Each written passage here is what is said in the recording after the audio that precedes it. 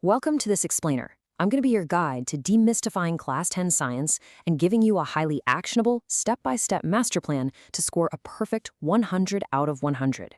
Now, if you're sitting there thinking that getting full marks in a subject as notoriously tough as science is impossible, well, you are in exactly the right place. We're going to break down the exact strategies pulled directly from our source material that can literally transform this massive challenge into a clear, totally manageable path.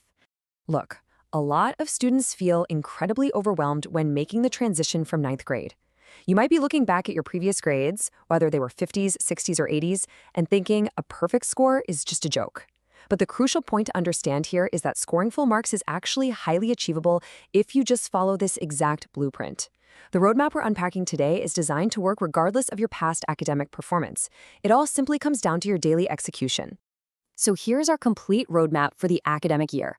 We're going to cover 1, the reality check, 2, laying a strong foundation, 3, the ultimate study loop, 4, time and memory hacks, and 5, subject-wise strategies. All right, let's jump right into Section 1, the Class 10 reality check. Let's tackle your biggest anxiety head-on right now. The jump really isn't as scary as people make it out to be. Get this, 10th grade physics is actually less complicated than 9th grade, featuring much easier numericals. And biology? You're looking at the exact same level of difficulty. So for 2 out of the 3 branches of science, you are already well-equipped to handle the pressure. But yeah, there is one major exception. Think of it as the final boss of Class 10 chemistry. It definitely steps up significantly in difficulty. The concepts run deeper, the reactions are way more complex, and honestly, this is where you're going to need to direct a massive chunk of your focus this year if you want that perfect score. Moving right along to Section 2, laying a strong foundation. Just like building a house, if you don't lay down a solid base early on, everything else just collapses under the pressure of board exams. You absolutely must conquer these 4 critical chapters first. For chemistry, chemical reactions and equations, especially making those chemical formulas, is a strict prerequisite for the entire year. For biology, life processes is your absolute baseline. And for physics, light and electricity are tougher chapters for sure, but mastering them early secures a huge chunk of your final marks. Next up, Section 3, the ultimate study loop. Okay, so with our foundation identified, how do you actually master those concepts on a day-to-day basis? Well, step 1 is finding a teacher whose explanations truly resonate with you. This could be your physical school teacher, a tutor, or even a dedicated online video playlist. The source material strongly emphasizes that jumping around from teacher to teacher just creates confusion. Find someone who makes the material click for you and follow their lectures consistently throughout the year.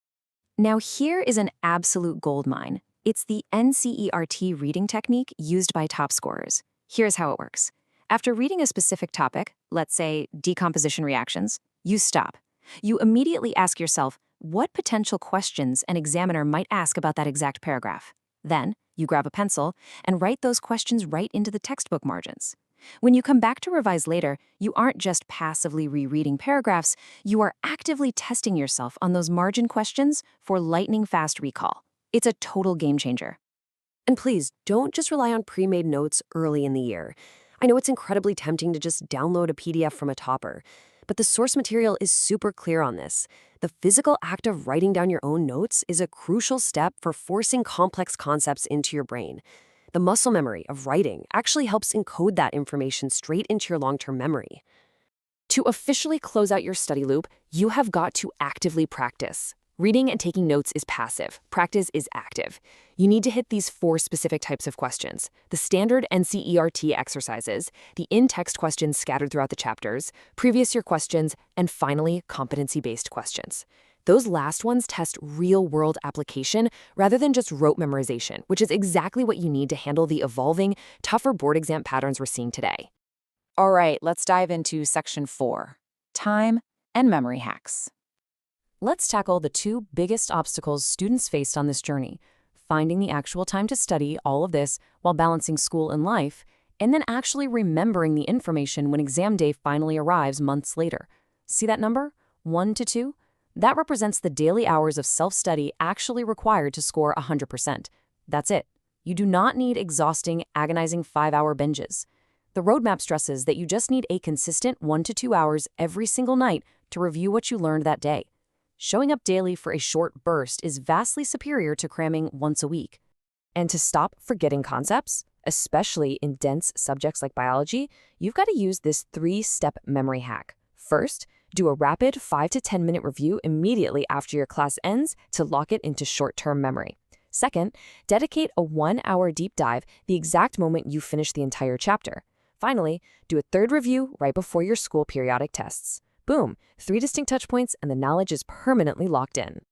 Finally, we arrive at Section 5, Subject-Wise Master Strategies. Treating physics, chemistry, and biology exactly the same is a recipe for disaster. Here is your specific battle plan.